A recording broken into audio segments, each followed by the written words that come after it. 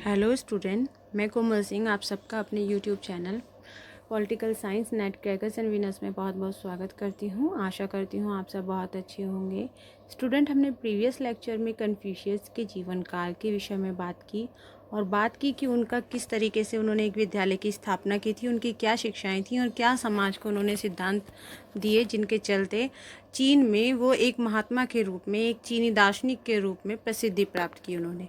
चलिए आज हम डिस्कस करते हैं कि उन्होंने क्या सामाजिक सुधारक कार्य किए, क्या आर्थिक सुधारक कार्य किए जिसके चलते चीन में उन्हें एक सम्मानीय जगह प्राप्त हुई और आज भी वे मनुष्यों के लिए एक उदाहरण के रूप में, एक सलाहकार के रूप में, एक उदाहरण के रूप में आज भी सम्मानीय माने जाते हैं और क्यों उनका राजनीतिक परिप्रेक्ष्य में आज भी वर्णन किया जाता है। तो चलिए हम आज इस बात पे डिस्कस करते हैं। स्टूडेंट, जो कन्फ्यूशियस थे उन्होंने समाज के लिए बहुत ज़्यादा सुधार किए। उन्होंने कृषि धंधों में सुधार किया, साथ ही साथ लोगों की शक्ति व सामर्थ्य के अनुसार भोजन की व्यवस्था की, वस्तुओं का मूल्य निर्धारण किया ताकि जनता जो है मुनाफाखोरों से मुक्ति पा सके। क्योंकि क्या हो रहा था स्टूडेंट, उस समय का जो जीवन काल था वहाँ पर मुनाफाखोरी की व्यवस्था बहुत ज़्यादा हो रही थी जिससे जनता जो थी बहुत प्रताड़ित हो रही थी। ऐसे में महात्मा जो कन्फ्यूशियस थे वह एक ऐसे व्यक्ति के रूप में जनता को मिले जो व्यक्ति उनको इस मुनाफाखोरी से मुक्ति दिला सकता है। तो उनके जो कार्य थे वे बहुत सराहनीय थे, जनता उनके कार्यों से बहुत ज़्यादा लाभान्वित हुई।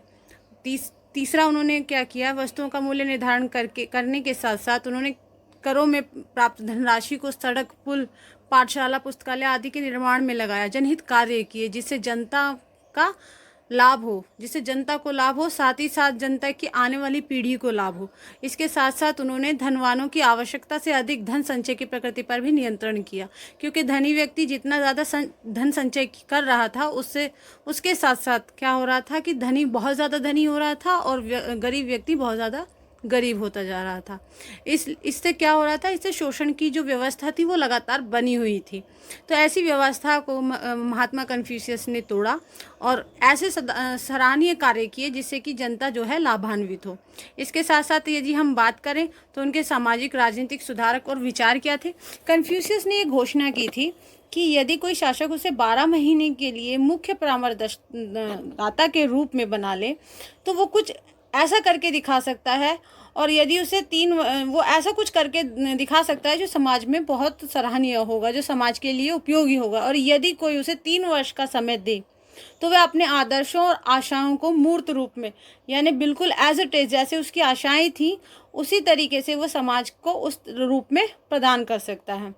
यदि हम बात करें कि कन्फ्यूशियस से जब ये पूछा गया था कि वे सबसे पहले कौन सा ऐसा महत्वपूर्ण कार्य करना चाहेंगे, तब कन्फ्यूशियस ने कहा था कि वह सबसे पहले यदि कुछ कार्य करना चाहेंगे तो वे नामों में सुधार करना चाहेंगे। इसका अर्थ ये कि जो व्यक्ति जिस नाम के पद पर प्रतिष्ठित है उसे उस पद से संबंधित सारे कर्तव्यों का निर्वाह करना होगा।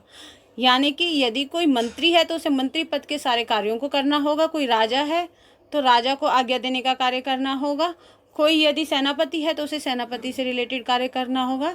तो जिस व्यक्ति का जैसा पद होगा उस व्यक्ति को उसके सारे कर्तव्यों का निर्वाह करना होगा। तो यही महात्मा कन्फ्यूशियस ने कहा। और इसके साथ साथ कन्फ्यूशियस ने ये भी कहा था कि हमें हमेशा सत्य कर्म, सत्यनिष्ठा, प्यार मोहब्बत से रहना चाहिए। और साथ ही साथ उन्होंने ये भी कहा कि हमें कभी ऐसा कोई कार्य नहीं करना चाहिए जो जनता के हित के लिए ना हो, तो हमेशा जनता का हित सामने रखकर कार्य करना चाहिए। इसके साथ साथ कन्फ्यूशियस ने कभी नहीं कहा कि वह कोई दैवीय शक्ति या ईश्वरीय शक्ति में संदेश प्राप्त होते हैं। वे केवल इसी बात का चिंतन करते थे कि व्यक्ति क्या है और समाज में उसके क्या कर्तव्य हैं। जिस व्यक्ति का जैसा पद है उसे उसके अनुसार ही कार्य करना चाहिए।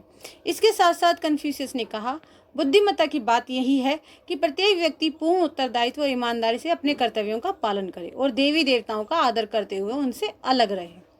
कन्फ्यूशियस ने यह भी कहा कि जो मनुष्य मनुष्य की सेवा नहीं कर सकता वह देवी देवताओं की सेवा भी नहीं कर सकता। इसी के साथ साथ कन्फ्यूशियस ने यह भी कहा कि बुरा आदमी कभी भी शासन करने के योग्य नहीं हो सकता, भले ही वह कितना भी शक्ति संपन्न हो।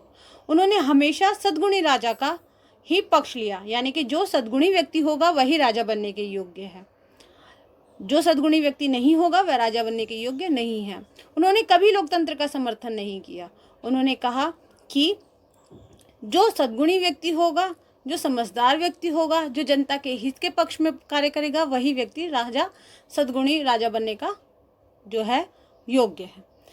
स्टूडेंट, आज हमने पढ़ा कि किस तरीके से कन्फ्यूशियस ने समाज के लिए क्या सुधारक कार्य किए, क्या राजनीतिक सुधारक कार्य किए।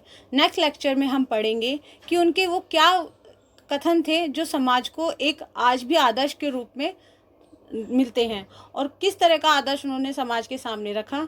हम नेक्स्ट लेक्चर में ये पढ़ेंगे स्टूडेंट। तो हमारे साथ बने रहिए, लाइक कीजिए हमारे चैनल को, शेयर कीजिए एंड सब्सक्राइब कीजिए। Thank you so much.